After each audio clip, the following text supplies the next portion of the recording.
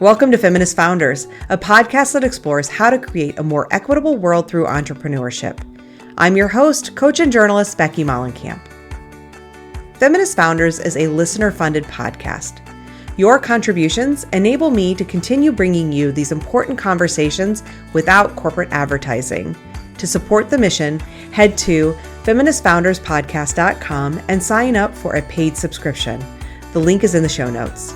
Now, on to today's show.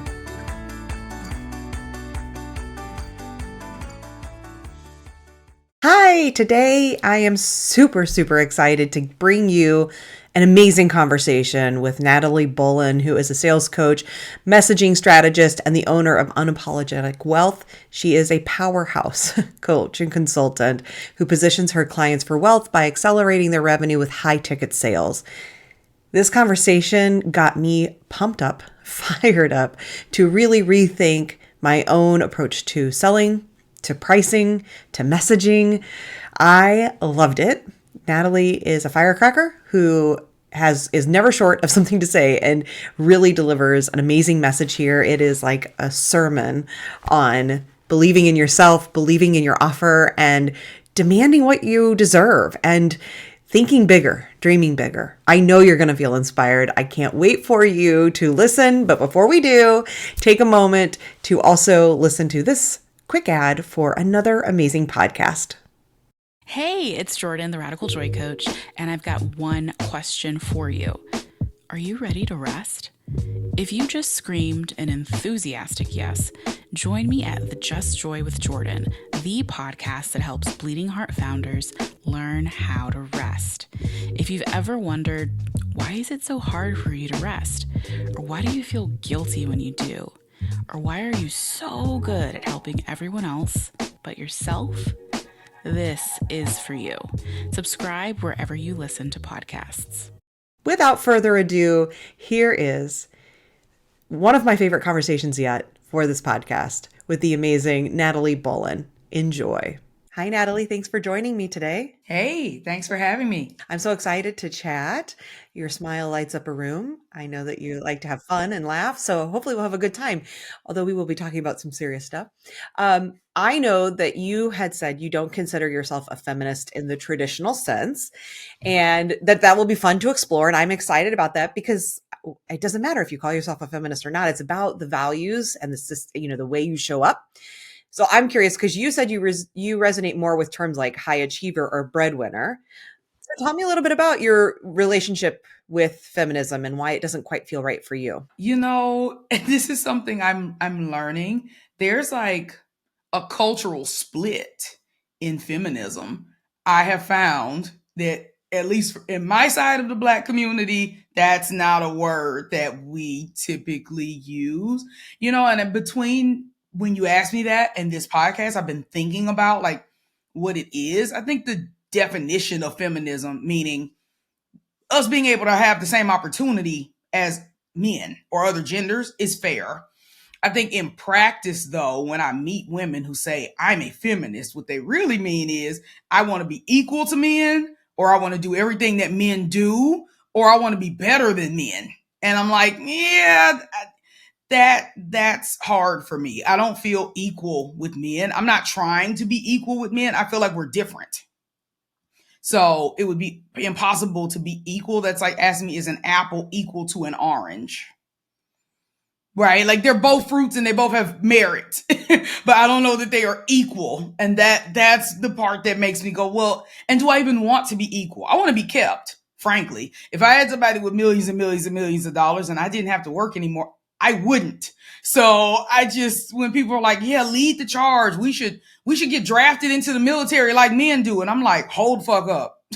We should not be drafted into the military. Like, can I just raise my hand and say I'm good with not being involved in the selective service? Like I come from a military family and I'm really glad that I didn't get like forced into the Vietnam War like my dad did. Like I'm good. I actually don't want that level of equality. So for me, I want to be able to do the best that I can do. I'm not in a competition with another gender. My brain can't understand that. And what is it about the terms high achiever and breadwinner that feel better for you? Well, because they're about me. it's about my achievement. I feel like feminism is tethered to men. It's like I am trying to be equal to men and have what men have instead of just trying to be the best version of myself. Like I feel like high achiever is all about me. I am achieving in relation to humans, not just men. I'm doing great for myself. I bring home the bread, I make money, I'm happy about it. So that's why those terms work for me because they feel something that I can control. They seem like they have an internal locus of control. And I feel like being a feminist has an external locus of control because it's tethering to what the government and what society and what other people think that I should have in relation to men. So interesting, isn't it? How we all have different perspectives on Yeah. the same thing. And because my perspective is quite different, but that's okay. We're allowed to have different perspectives. And I'm excited to hear how other people relate to it. Because ultimately, like I said, I don't care if that word feels right to you or not. If the work you're doing and the way you're showing up is about how do we create more equity in the world so that more people can have more instead of it being only select people that get to have more, then that's what really matters. And your business is called Unapologetic Wealth, which I love. Unapologetic anything, because I just think we should all just be unapologetic. And you say that making money is a radical and necessary act. So why are you so passionate about creating and supporting 7-figure women-led businesses? Because I've done it the American dream way. I did it the right way. I was a straight A gifted student. I went to college at 18 on full scholarship. I worked 2 jobs until I ended up losing my scholarship. I took on student loans so that I could stay in school. I graduated. I got an MBA. I waited tables at Cracker Barrel for almost 6 years. I made $2.13 an hour in Alabama. That is still the tipped wage in Alabama in 2023, just so you know. When you start talking about how you're not going to tip servers, you're going to piss me off because they're making $2.13 an hour. And some of them are like me with an MBA still waiting tables. And I bought a home that was very modest. My house was $149,900. I don't know anybody who would say that is an expensive home. And, I still ran into hardship. I had a bad relationship. I had a health issue with my uterine fibroids that made it hard for me to go to work. I lost my job and I ended up filing bankruptcy and sleeping on a friend's couch. And it sucked. And it sucked for a long time. I filed Chapter 13, which I've now found out it's disproportionate Black and brown people that get pushed into 13s instead of Chapter 7s, which could be practically immediately dismissed. And it was traumatic. And all I could think to myself was, I've never been on a vacation. I have a finance background. I read economics books in my spare time. I've done everything right. I was on a budget and had savings. I followed Dave Ramsey. I depleted my savings down to $1,000 per his baby step recommendation. And then you lose your job and you have no cushion to go anywhere. Like I was literally harmed by Dave Ramsey's advice. I was harmed by the personal finance community, the student loan community, the college education scam community, the hardworking community. I've done it all. And that is why I'm so passionate about women having money, because you can't budget your way out of poverty. So if you are working a low wage job, that's what you're going to get. And it's not right. And I feel like if more people that have been through it would speak up and help, if I could avoid even one person having to go through the hell that I went through in my 20s financially, it's worth it. And I know everyone doesn't want a 6-figure business, a 7-figure business. But if you want to pay yourself 6 figures, you probably need one. You need to be doing at least $500,000 to be able to pay yourself $100K. I want women to have retirement accounts. We are much more likely to go into business disadvantaged with no money, little money, bad credit, no credit, especially women of color. Much more likely than a white man. When white men go into business, they choose to go into business more often. They have funds to go into business more often. They have a support team like an attorney and an accountant up front more often than women and women of color. And that's why their businesses thrive and our businesses struggle. And you didn't leave a 6-figure job, which a lot of us have. I've never had a 6-figure job. But a lot of the people that I know in the internet space had 6-figure jobs with 5-figure bonuses, and they leave them to go be broken businesses. And I don't get it and I don't accept it. and I'm going to fight for the people who want more money because it's possible for them. I love it all. I love that you're so willing to be open. And like you said, if more people would share, it makes such a difference, because I wanted to talk a little bit about the bankruptcy and the stigma that is attached, because I think it's why people don't talk. And then when we don't talk about something, it creates more shame because we think we're the only ones. Talk to me a little bit about that experience of having to file bankruptcy and what followed, and some of the stigma that you faced, and what that created, if that created anything for you around shame or internal feelings. You know, the whole thing was just ridiculous. I was angry more than anything because I'm so financially responsible. I had a 705 FICO score when I filed, but I had lost my job. So I knew I wasn't going to have an income. And when I called my creditors to say I have no income, I'm not going to be able to keep paying you because I only have $1,000 in my savings account because I've been paying my debt down aggressively using the Dave Ramsey method. So I'd had like $8,000 in savings, but I did what he told you to do. You spend it down to $1,000, you send it off to your creditors. So I had a creditor who I had just made like a $5,000 payment maybe 2 months prior. And now I'm saying I'm not going to be able to keep making my minimums. And they're saying, good luck.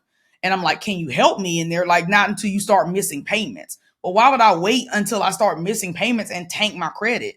To me, filing bankruptcy was just the lesser of two evils. At least I could get it all done at one time instead of slowly watching my credit get bad and then start getting bill collecting calls. Like, I knew emotionally I just wasn't going to be able to pull that off. So yeah, the only really bad thing about bankruptcy is that people make character judgments from it, just like being overweight. People decide when you're overweight that you're lazy and trifling and you don't have discipline, etc. So when you file bankruptcy, people make judgments about you. That's why employers want to run credit checks. They want to make the correlation that because you are struggling financially, that you would steal from them. That's the correlation that they are trying to reach. Is this person likely to steal from my coffers because they are having trouble paying their creditors? They're flat out calling you a thief when they are running your credit score for employment. And, I'm licensed with FINRA, so I had to acknowledge that. It's on Broker Check, which is public. That's why I tell people, because it would be very easy for you to find out on your own. You can go to Broker Check and look up Natalie Bullen, and you can see my businesses, and that I am still a registered agent with securities licenses, and that I have filed bankruptcy. In fact, if I filed it again, I would be permanently banned from the financial services industry for life. Did you internalize? But what I heard instead is, no, you knew it wasn't you. And that really created this fire within you to say, this whole system sucks. The American dream is not real. It's fake. Right. It's a myth. It's a hologram. It looks real. It's not real. You can't touch it. You try to touch it. It's elusive. It does not exist. So the best thing is for you to not participate. Wait, in your experience, like, I know you talked a little bit about, you hinted at some of the pieces of it, or mentioned some of the pieces of it around medical debt or medical issues that come up, losing a job, find Dave Ramsey, which I've talked about in another episode, around all the flaws within so much of the traditional money advice that's out there from white men and white women. How is wealth rigged in this country? What is your experience with that, with yourself, and then what you've noticed with people who are coming to you now for help with building businesses? I don't know that wealth is rigged. I think there's a formula, there's a game, and we aren't taught the rules. I think that what most people are attempting will never create wealth. I think that what most people are trying to do is not create wealth. I think very few people have wealth on their radar. Most people just want like financial solvency. They just want to be steady. You hear it all the time. I just want enough money. Think about it. How many women have actually told you on this podcast, I aspire to be wealthy and I am doing the things it takes to get there? That's not what I get. I get people tell me they just want enough to be comfortable. They just want enough to feed their family. They just want enough to take 1 or 2 vacations a year. In my experience, women are not even pursuing wealth because they have disqualified themselves. So I'm not so sure that it's rigged. I think it's out in plain sight. If you put $200 a month in the stock market starting at age 20, you'll be a millionaire when you die. That's just facts. It's not hard. People just aren't attempting it because they have been told They can't have it. They don't deserve it. Money is dirty. Money is evil. Money is the root of all evil. Money will change you. It will corrupt you. People will hate you. People will trip and fall in your yard and say that and file lawsuits. People will steal your belongings. People will break in your house. You'll be famous. You'll be inundated with requests. You'll be unhappy. Your husband will feel emasculated. Your kids will be spoiled. Your whole life will be ruined. You'll fall into drugs. You'll overdo plastic surgery. You are going to ruin your life. Your life is going to go to shit if you become wealthy. That is what people believe. So no, I don't think that wealth is rigged. I think it's out in the open. I think it has been cloaked maybe by certain persons who don't want you to see it, but it's as visible as the Statue of Liberty. It's out there. You just got to go and do the thing. And a lot of people are very uncomfortable with doing the things that create wealth, like investing in real estate, investing in the stock market, starting a business, relentlessly pursuing a higher salary, even if that means jumping from company to company every 2 years, aggressively saving your money, buying assets instead of liabilities. The formula for wealth is not hard. It is out there. It is published. It is in the public library. I think people don't want it for those reasons we talked about. Like they think they don't want it. They've convinced themselves they don't want it or that they can't have it or that they don't qualify for it. So I don't know that it's rigged. I think it's purposely been made to look undesirable by certain people. And I think the church encourages that because when Creflo Dollar had a helicopter, when Joel Osteen wears $10,000 suits and cufflinks and stuff, we complain and we go, well, the man of God shouldn't have material possessions like that. Jesus got frankincense and myrrh. I know people don't know what those things are, but those were really expensive spices. It's like saffron and truffle. Those weren't cheap things that a baby got. So I think we have a misconception, especially as Christians. Jesus wasn't poor. I can't tell you how many Christians I meet that truly believe that Jesus, the Son of God, was poor. Why would you want to be rich if you think that the God that you serve is poor? I remember when we talked previously before our interview to get to know each other a little, one of the things you mentioned was a story about financial literacy with a female coach and some of the gatekeeping around financial literacy. So I agree that there are really clear ways to do this. And I think that certain groups of people, typically non-men and non-white folks, there is some gatekeeping that does happen around sharing that knowledge and empowering people with the knowledge or making them feel empowered with that they can act on that knowledge. So tell me a little bit about that, because it was a story you were going to share about that experience. It was so strange. I worked at Wells Fargo down the street from an elementary school.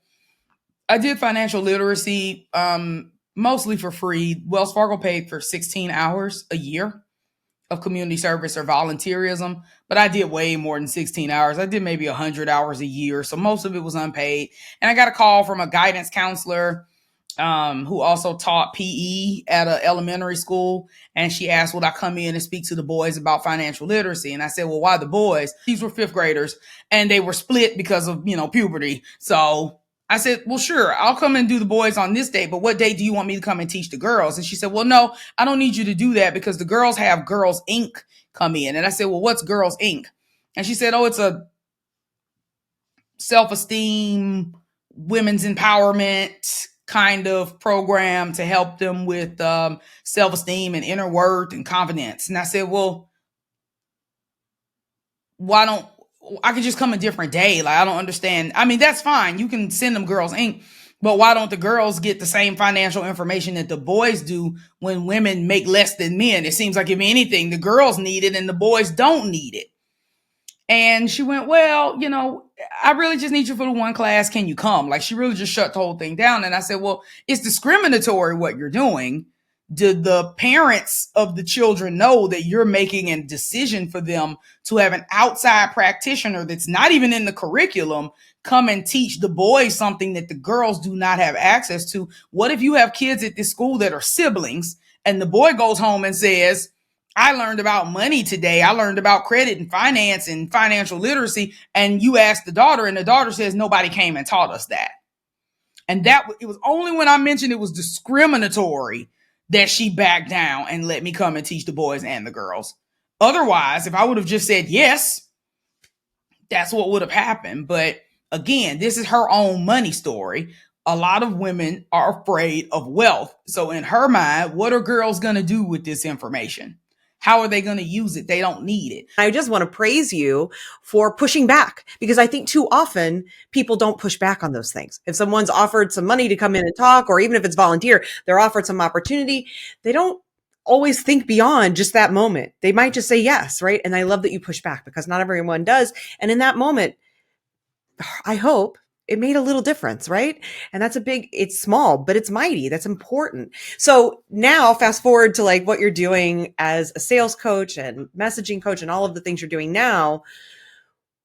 How are you still trying to bring that energy into your work? Like, what are you doing to combat all of the stuff we've talked about around trauma, around money, miseducation or lack of education, money stories? Like, what is your work now and how are you trying to combat that? Money mindset is in all of my programs. I mean, if you're a coach, there should be a mindset component to all of your programs, in my opinion.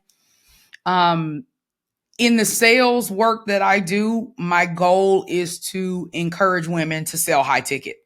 That's the hill I'm going to die on, especially in the beginning. I think that the way most people teach business is flawed. They tell women with no audience, very little confidence, with a ton of skills and intellect to sell a teeny little $7 thing, then a $17 thing, then an $87 thing, then a $697 thing. And then like 18 steps down the funnel later, they can finally give you $8,000, which is foolishness. And I would rather people start with the high ticket. So that is the only clients that I take on privately. Some of my group programs will allow people who don't yet have their high ticket offer. But my one-on-one is, what are you selling that's between $10,000 and $100,000? And how can we get that out in the world in front of people? Because then you don't need the volume. And then you can actually make an impact and pay yourself well. I also encourage my clients to meet with their accountants, get as much profit as they can early enough to convert to an S Corp so they can put themselves on payroll, get a 401k going, and start building up their retirement funds. I also make my clients have life insurance.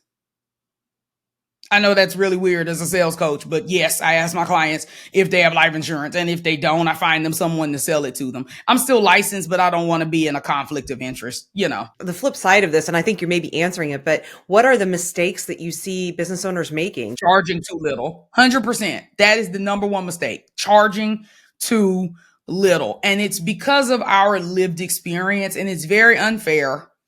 But the truth is, most of us have never been exposed to people who buy $10,000 discretionary purchases in a healthy, safe way.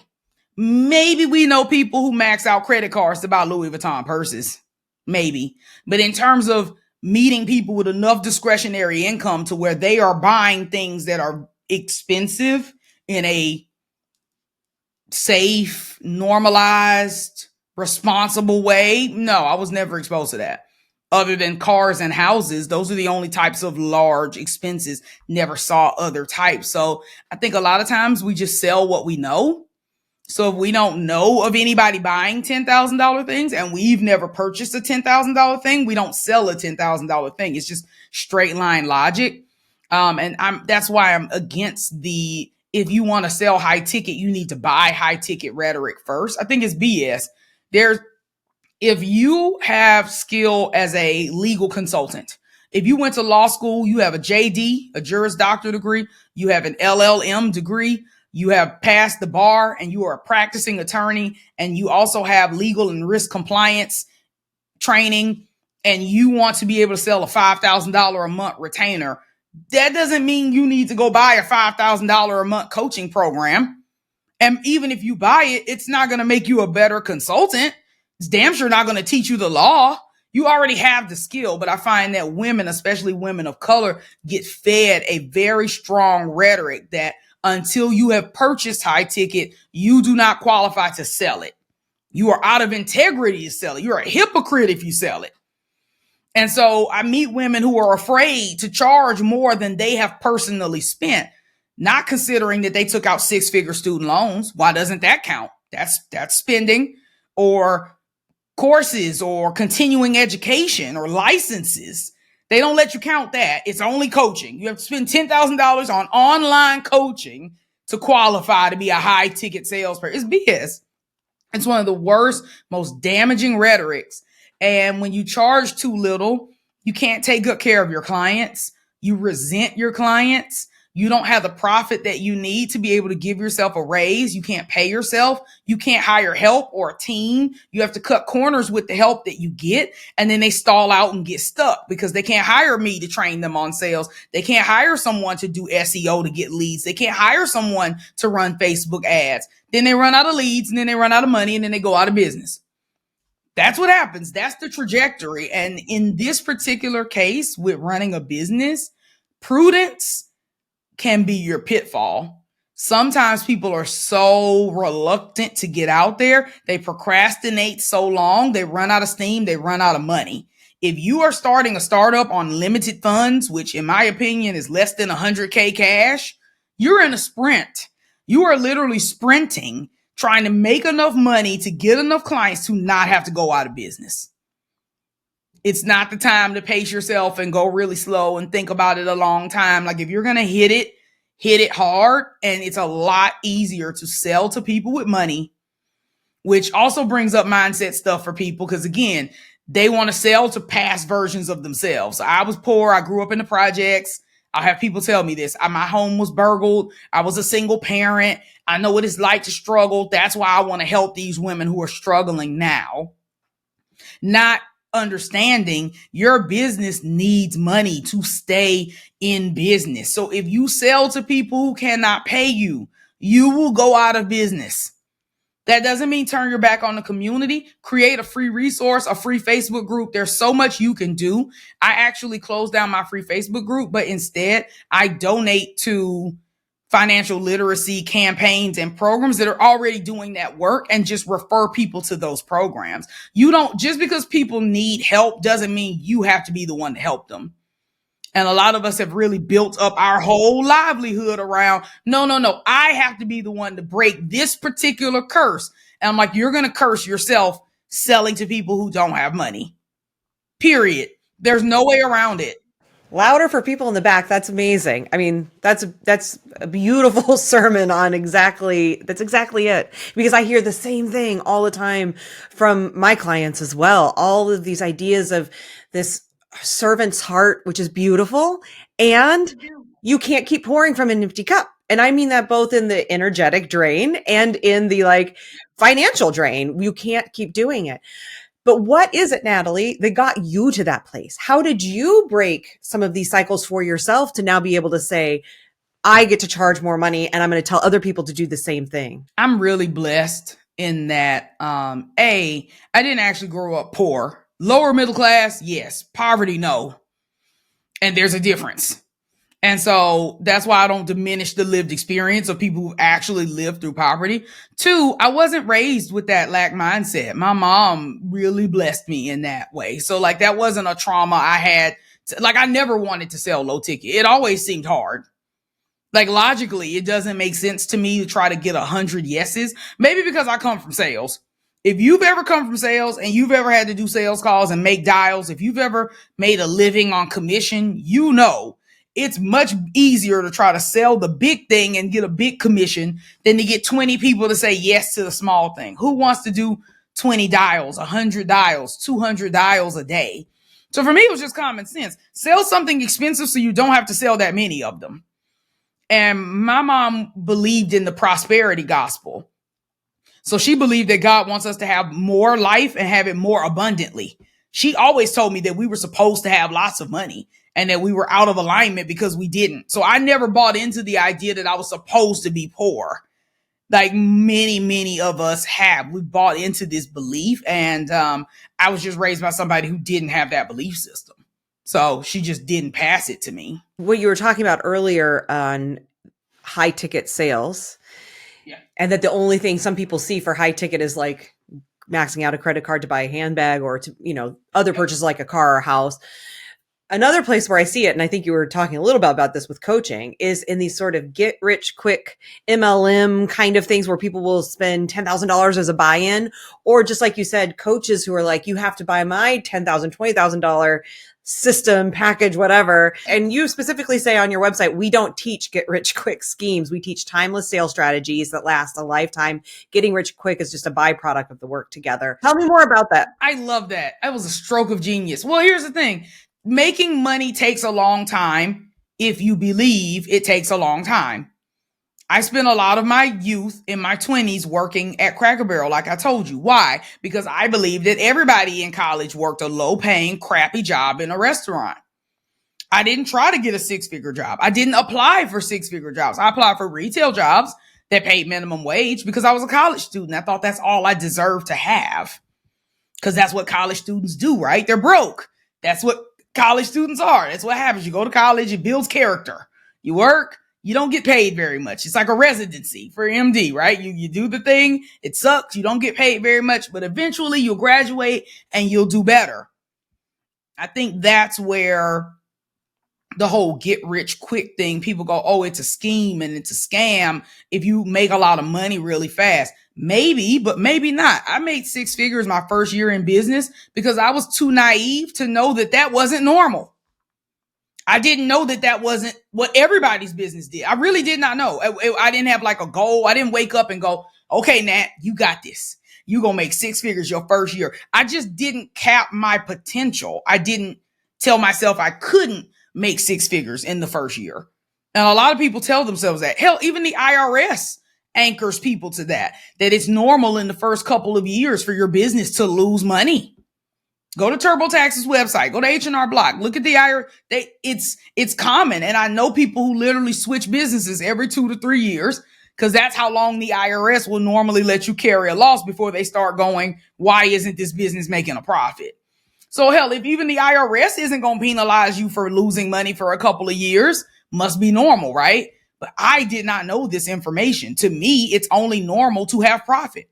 Why in the hell would I go through all the struggle and strife of running a business and not make profit? That is baffling to me. I am confused.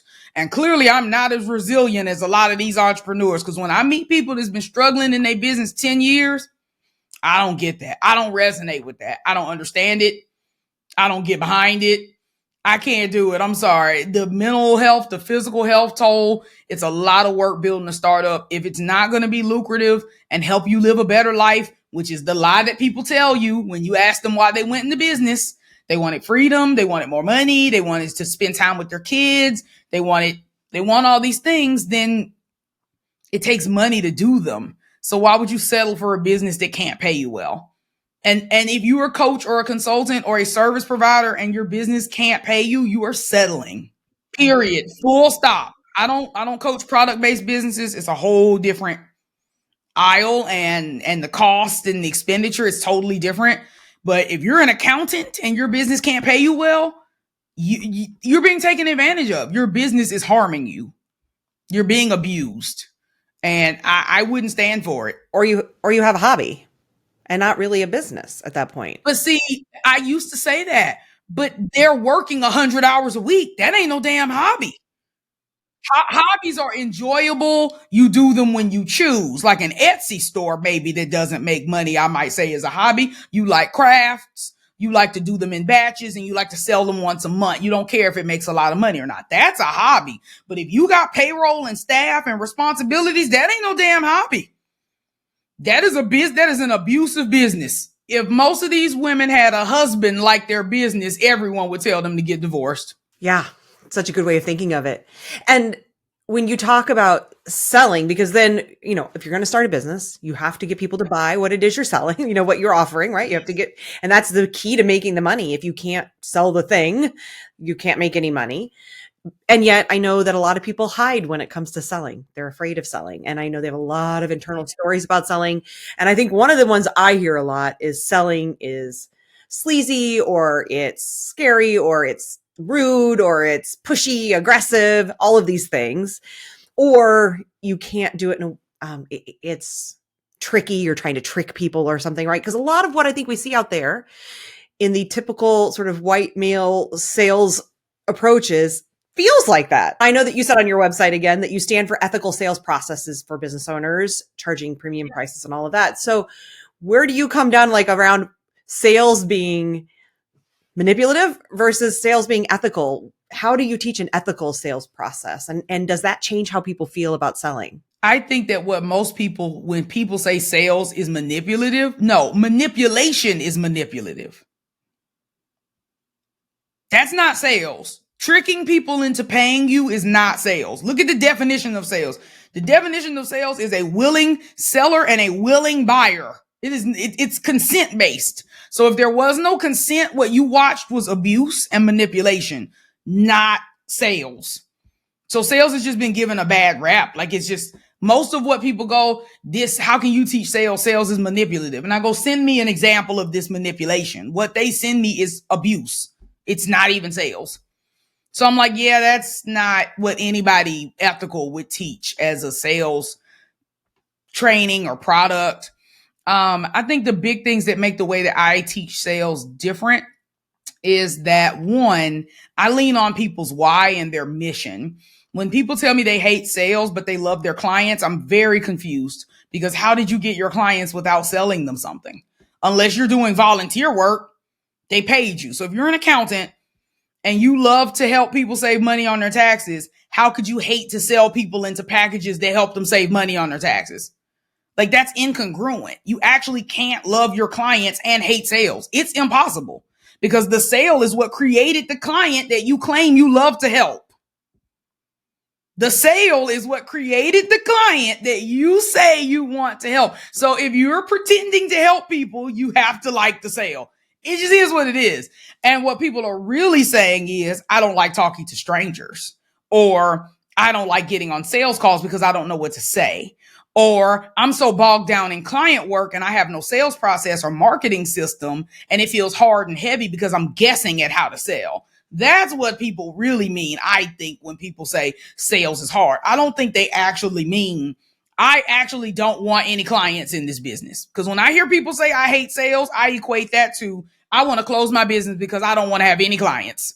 And when you talk about mindset, there is such a great reframe and for people to think about, because I do hear that a lot. I hate sales. I love the work I do. I hate sales. To be fair, some people are technicians. They actually don't want to run a business.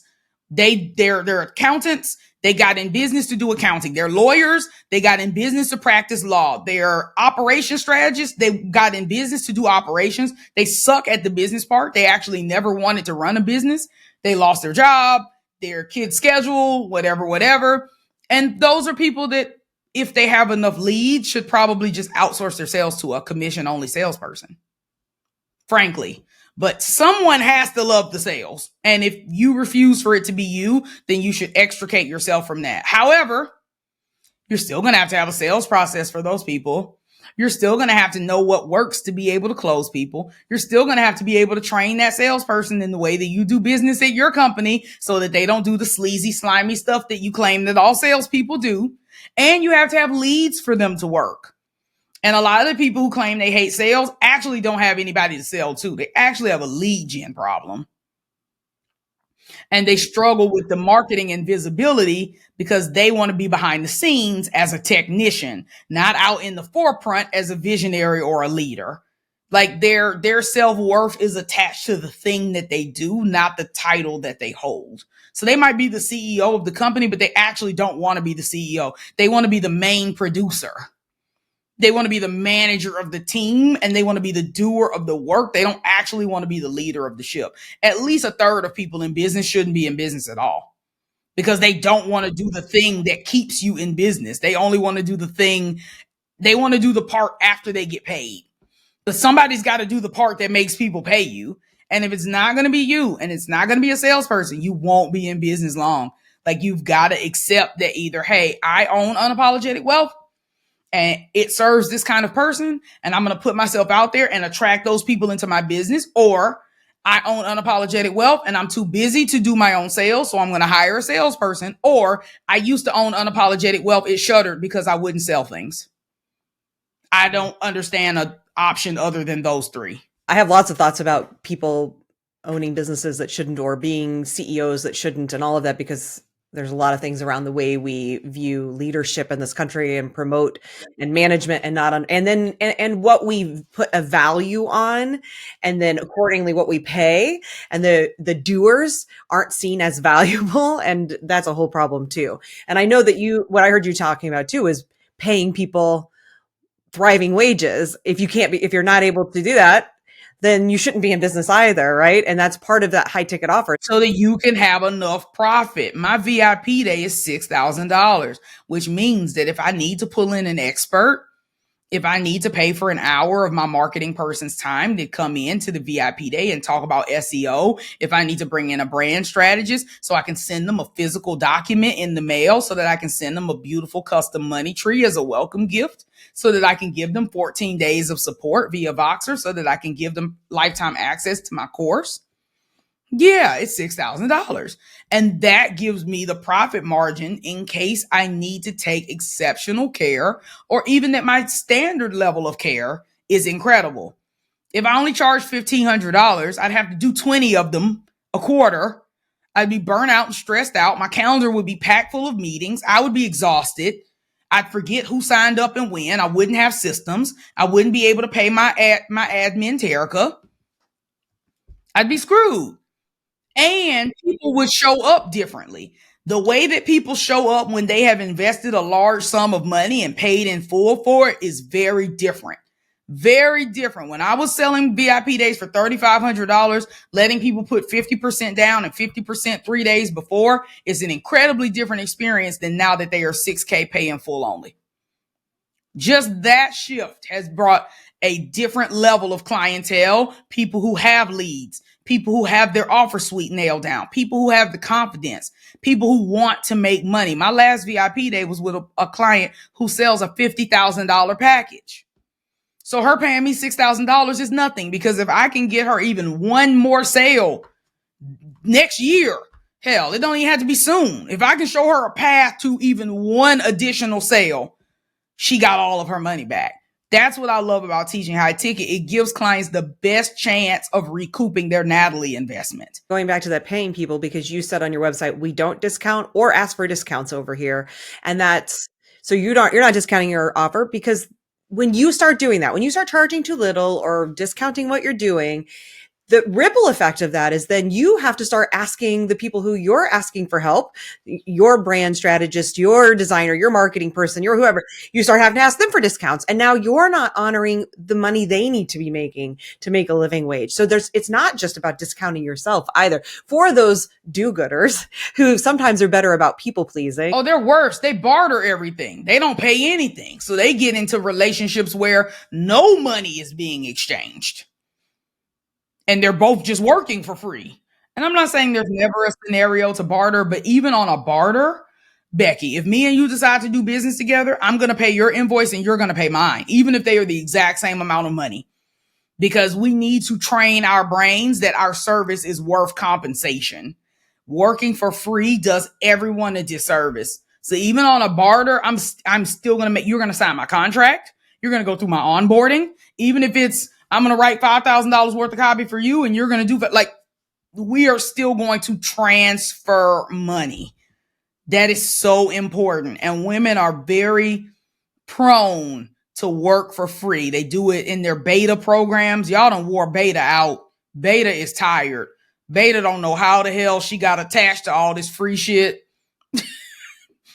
Beta is over it. She's like, man, why does this keep happening? Why do people keep working for free and blaming it on me? Beta has to be turning in her grave, her Greek grave. It's not surprising to me that women tend to be the ones that are discounting their own labor. But I like this reframe and the idea of remembering. But they think that they're selling to people who are broke. It's all a big scheme. It's all a story. It's this money story that they truly believe. And a lot of people believe that it's harmful to ask people for lots of money. Like, you have to ask yourself, how do people feel about money? So I might ask somebody, how does money make you feel? If they say safety, I know that they're going to struggle with sales. Because if you believe that money makes you safe, then you would believe that you are making people unsafe by taking their money from them. You have diminished their safety. You have diminished their financial safety net by taking money from them for this thing. They would have been safer keeping their money. And so if you believe that about money, then this is why I tell people money is neutral. It's a tool to get what you want. Money actually means nothing. If you lock me in my house with money, I'm going to die because I will starve to death. Right? Like money is only worth what you exchange it for. That's it. It's currency exchange. That is its purpose. We used to use maize, kind of messy, went bad, spoiled, hard to count. So we got paper bills to be able to exchange for goods and services. That's why money exists. So hoarding money doesn't really make sense. People don't actually want more money. They want the things that money can do for them. Because no one's swimming in their money. No one's wearing their money. No one's eating their money. No one's drinking their money. Like your basic physiological needs. No one's house is made out of money. Be for real. Like money only serves the purpose of buying what we want. That's it. It's a tool to be able to grow your investments. It's a tool to be able to pay off debt. You want what money can do for you. But if you believe that your clients are better off with their problems and their money than giving their money to you, that is why sales feels hard. It's not about the sale at all. Almost every sales problem is actually a money mindset problem veiled. Almost all of them. Very few. It's why I'm moving my offer suite to more around building your authority and getting qualified leads who are so bought into your mission and your ethos and your work and your offer that they sell themselves on working with you. That's good. I want to talk a little bit more about that in a second. And for anyone who wants to know more about developing that sort of sales mindset or getting over some of these mindset issues, you're going to share 3 tips, which I will be sharing with the newsletter subscribers. So make sure you go subscribe. The link's in the show notes. Thank you. I want to talk really quickly too, because you also have said that you can't outsell bad branding, which I think gets a little bit into some of this messaging and stuff. So if you have no leads, no traffic source, what good is sales? So are you working with people around branding? Is that a common mistake you're seeing, that people think they have a sales problem when really what they have is more of a branding problem? Really, really common. I don't do branding at all.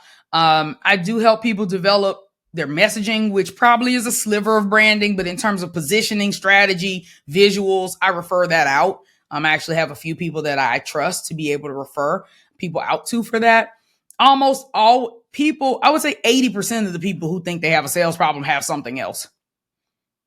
Like it's a huge number. It's almost always a marketing problem, a traffic problem, a visibility problem, a confidence problem. That's really big. People are just afraid to ask for the sale. But if here's how to know if you have a sales problem.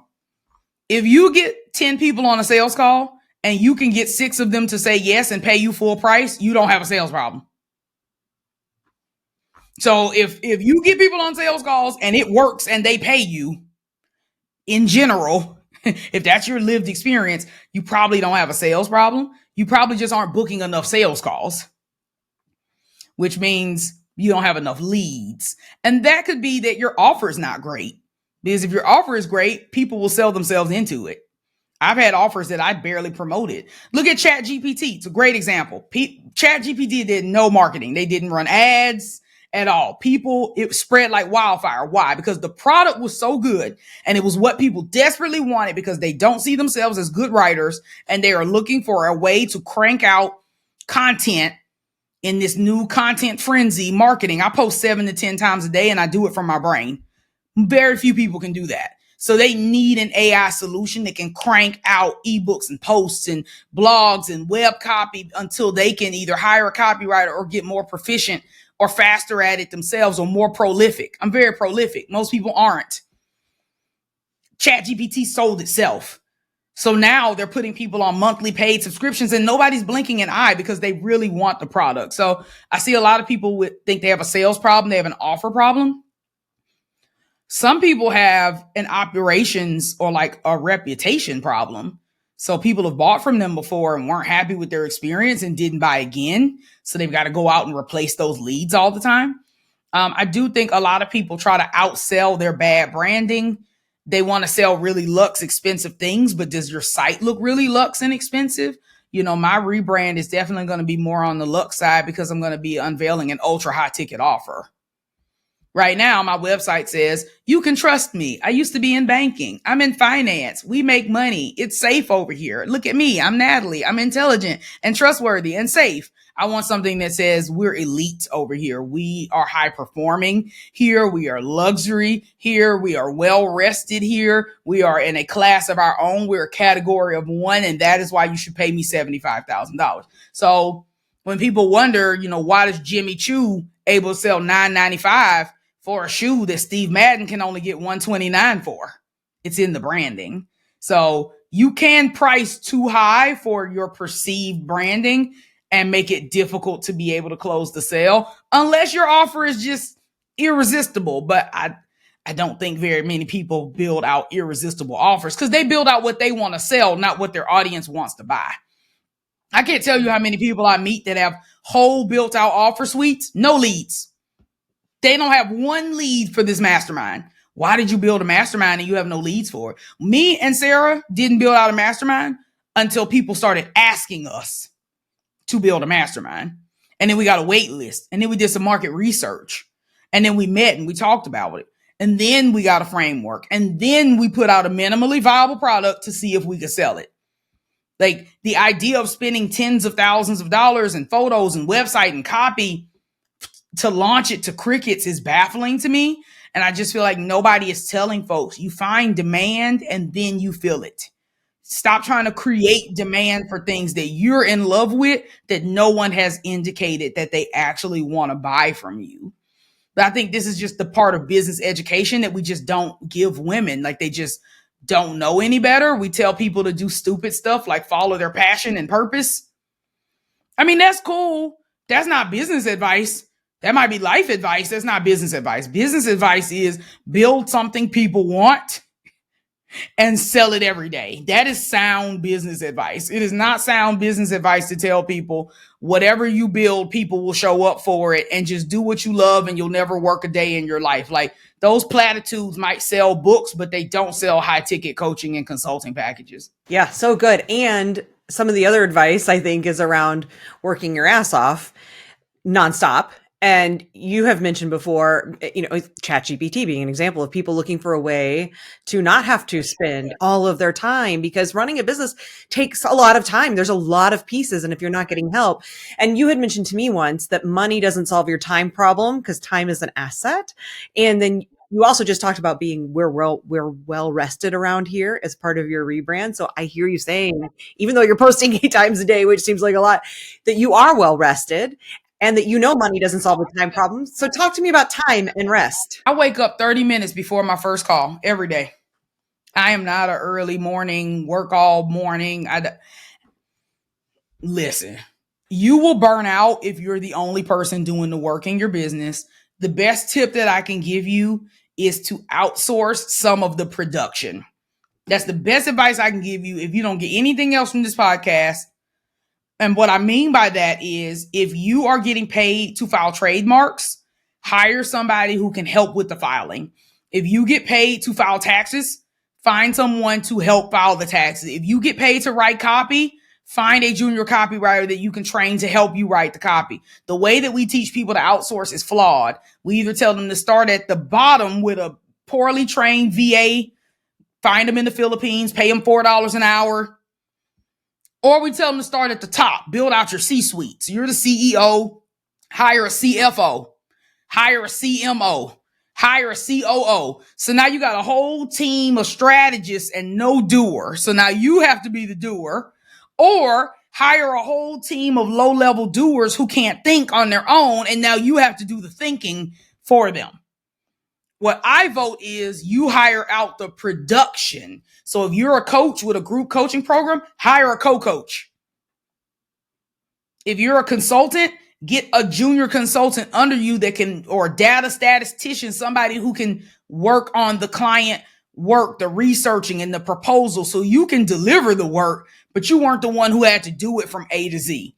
That is how you don't burn out. You will burn out on either strategy, top down or bottom up. Trust me, I would know. You're going to burn out.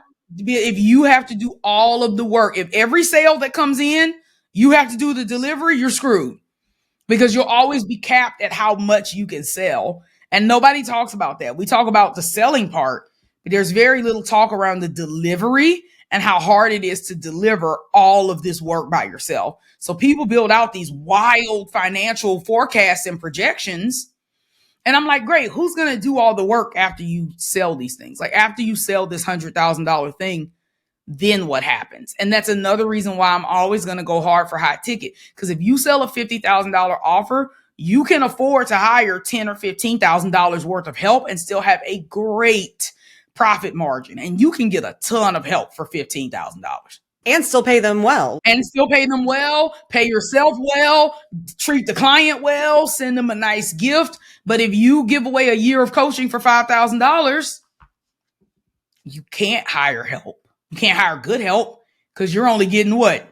$400 a month from them. So how do you ever, $410? How do you grow and scale that? It's really hard.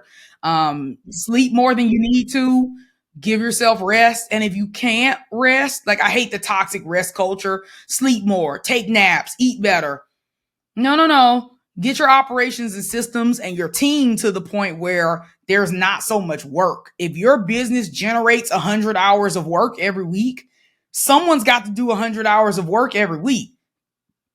It would be better to streamline to where your business doesn't generate so much work, instead of trying to just hire people to do 100 hours a week worth of work. Like I think we solved the wrong problem when we try to hire. You said if you take away only one thing, I think they're going to take away a lot more than just that one thing from this episode. That is great though. That's one thing that's important. It's something I've learned that nobody really taught me. And I was like, because I've done it all, right? I've spent tens of thousands of dollars on systems and ops and tech. And I had a CMO and a COO and all kind of consultants and strategists. I had a business coach and a mentor, and I never felt better. I was working from 30 minutes before my first call till midnight, 1 o'clock, 2 o'clock at night, because I coach all day. I do sales first. I prospect first thing in the morning before I get on calls. I don't take client calls. I don't check email until I've prospected. If nobody has heard about what I'm selling today, then I don't have any business doing client work. You put your own oxygen mask on first. And sales is the oxygen of your business.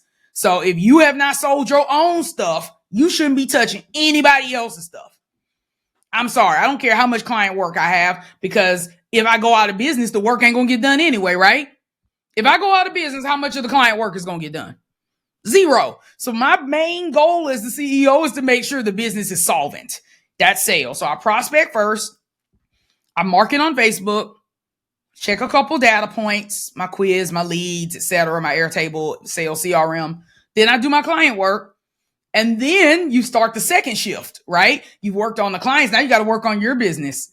How do you get new copy up on the site? And how do you build out your new course? And when do you meet with your coach, meet with your CFO, meet with your CPA, go over your books and your tech? And now it's 8 o'clock. Well, now you got to do the production, the thing that people actually paid you for. You had the meetings, but now you got to do the work. And I was like, yeah, this isn't going to work for me. I can't really work 3 shifts a day. I can't really do the client facing shift and the sales and marketing shift and the production shift. I'm going to have to get some of that off, but it took me a long time to realize that I needed more help and the kind of help that I needed. It's not intuitive. At least it wasn't for me. I appreciate you for sharing that. And we're running out of time, so I want to just go to the last thing I wanted to ask you about before we get to our resource and the organization you want to support, which is that you mentioned you're making some big changes in your business. And we talked before, what I heard was that you're putting more space into your business because you have realized you're not obligated to coach everyone on everything.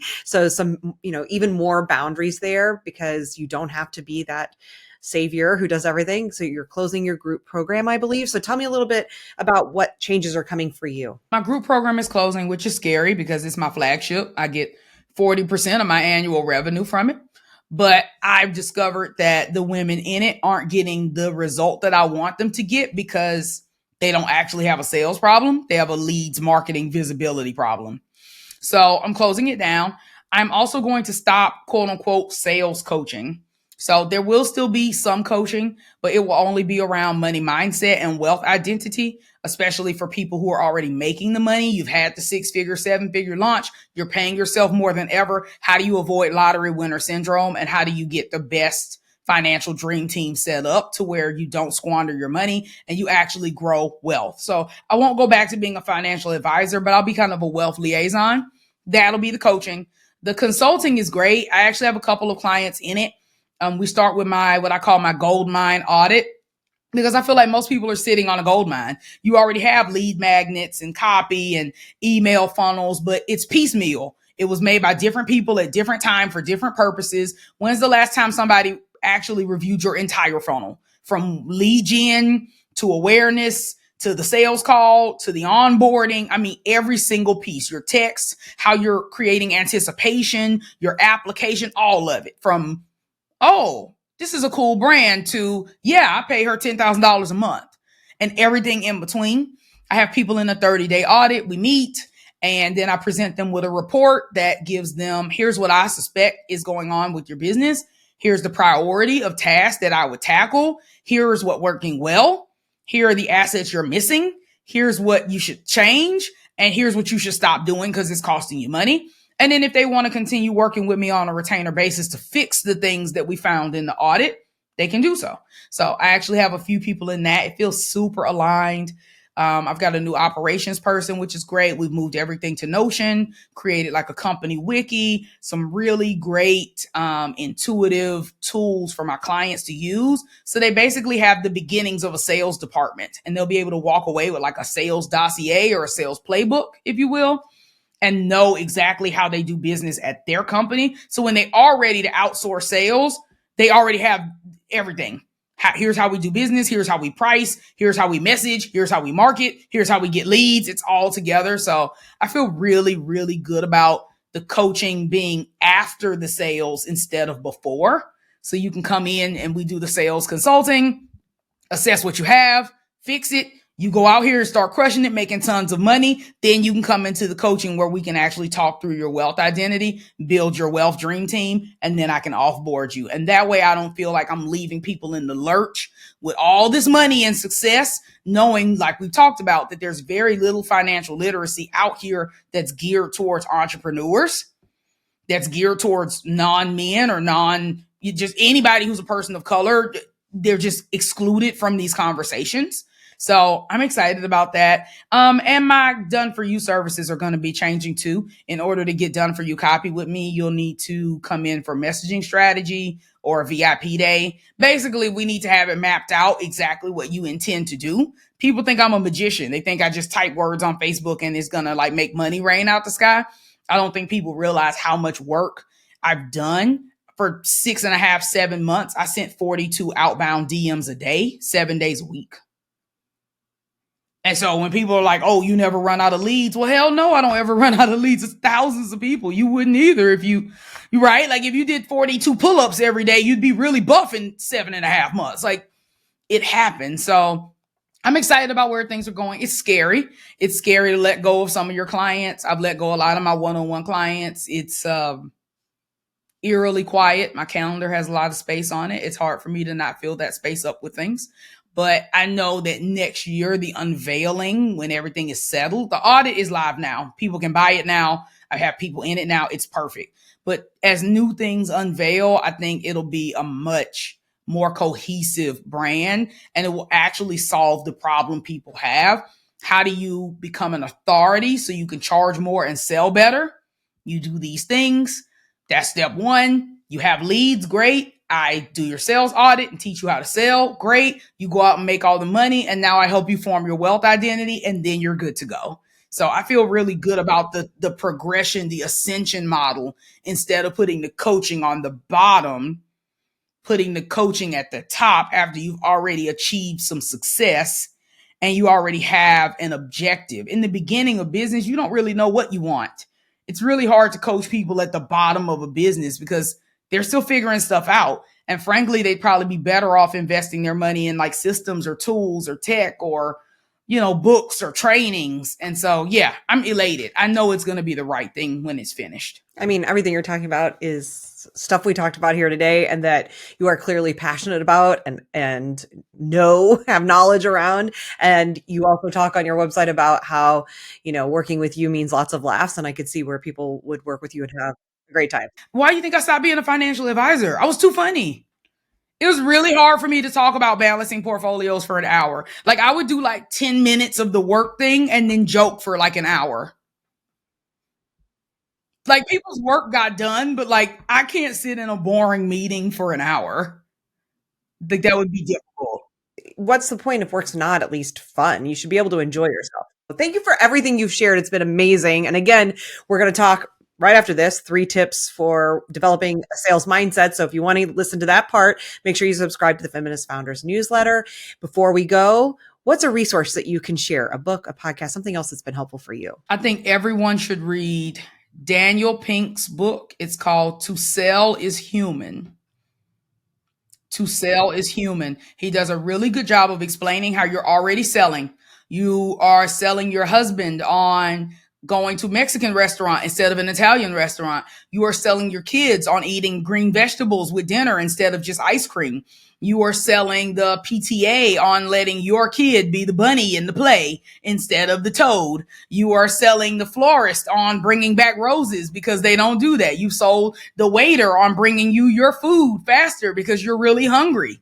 You're selling all the time. So when people go, I hate sales, you just don't know the definition of sales. It's just using your persuasion to get people to do what is in their best interest to do. That's it. So if you're on the same side of the table with your client, if you want your client to succeed and they want to succeed, you taking their money and selling them into something that's going to create that result is actually the ethical thing to do. It's actually unethical to not sell it to them. And Daniel Pink does an excellent job of outlining that in that book. Excellent. I haven't read it. I'm definitely going to check it out because that's quite the endorsement. And then what is an organization that's doing great work in the world that you'd like to highlight? I would love to highlight the Downtown Rescue Mission. You can find out about them at downtownrescuemission.org. They feed the homeless.